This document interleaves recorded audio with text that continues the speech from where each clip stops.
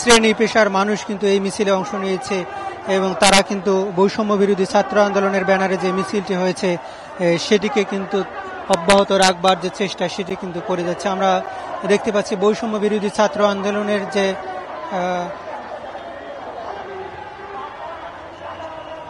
তারা কিন্তু বাংলাদেশের জাতীয় পতাকার পাশাপাশি এই মুহূর্তে আমরা দেখতে পাচ্ছি ফিলিস্তিনের কিন্তু একটি বড় পতাকা নিয়ে কিন্তু তারা এখানে এসেছে।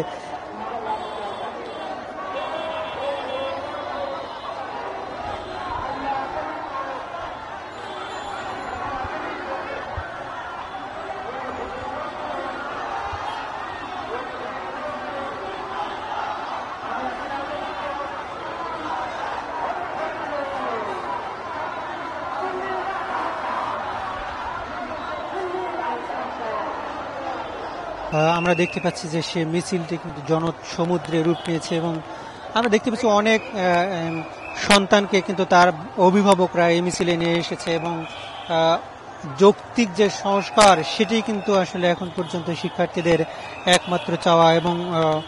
বৈষম্যহীন নাগরিকদের নিরাপত্তা এবং যে বৈষম্যহীন একটি সমাজ প্রতিষ্ঠা এবং একটি স্থায়ী রাষ্ট্র কাঠামো তৈরি করবার কিন্তু এখন পর্যন্ত সাধারণ শিক্ষার্থী এবং সাধারণ ছাত্র জনতার যে দাবিগুলো ছিল সেগুলো বাস্তবায়নের দিকে কিন্তু বর্তমান সরকার যে ডক্টর মোহাম্মদ ইউনূসের নেতৃত্বে যে সরকারটি গঠিত হয়েছে অন্তর্বর্তীকালীন সরকার সেটি কিন্তু কাজ করে যাচ্ছে। সেখানে কিন্তু বৈষম্য বিরোধী ছাত্র আন্দোলনের দুজন সমন্বয়ক তারা কিন্তু এই সরকারের আসলে একটা অংশ হতে পেরেছে এবং তারা রাষ্ট্রীয় যে সংস্কার কার্যক্রম সেগুলো কিন্তু চালিয়ে যাচ্ছে। তবে সেখানে কিন্তু নানাভাবেই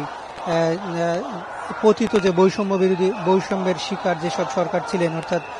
আওয়ামী লীগের যে স্বৈরাচার সরকার ছিল শেখ হাসিনার নেতৃত্বে সেই শেখ হাসিনা সরকারের দোসররা কিন্তু বিভিন্নভাবে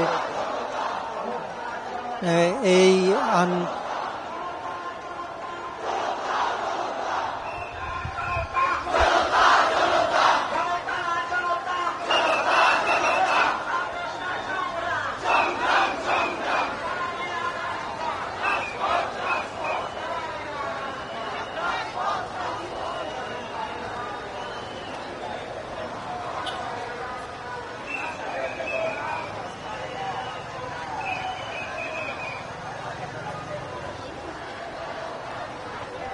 আমরা দেখতে পাচ্ছিলাম যে মিছিলে কিন্তু থেমে থেমে নানা স্লোগান যেগুলো আসলে বৈষম্য বিরোধী ছাত্র আন্দোলনকে আসলে উজ্জীবিত করেছিল সেই স্লোগান কিন্তু এক মাস পরে আবার সারা দেশের ঢাকার রাজধানীতে আসলে কিন্তু আমরা দেখতে পাচ্ছি সেই 5 তারিখের প্রতিচ্ছবি কিন্তু এখানে দেখা যাচ্ছে। প্রতিটি সাধারণ মানুষ কিন্তু এই মিছিলে অংশ নিয়েছে এবং সেখানে বিভিন্ন বিশ্ববিদ্যালয় কলেজ স্কুলের যে শিক্ষার্থী তারা কিন্তু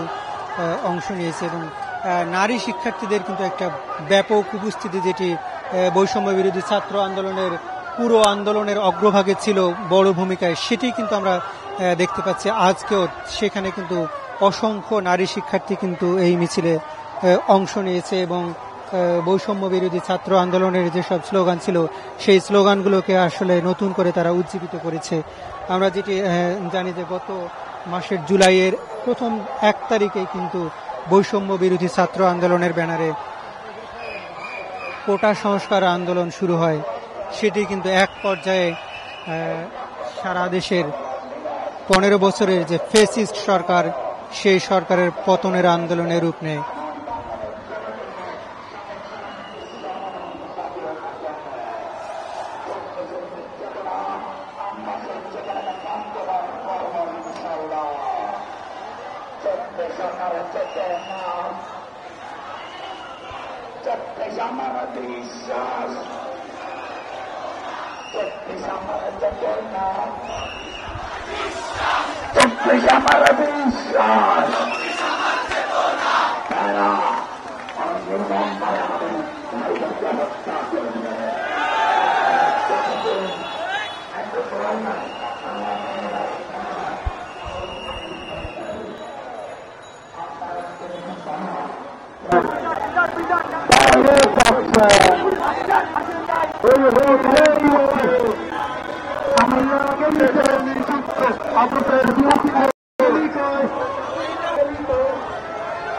আজকে এই দিনে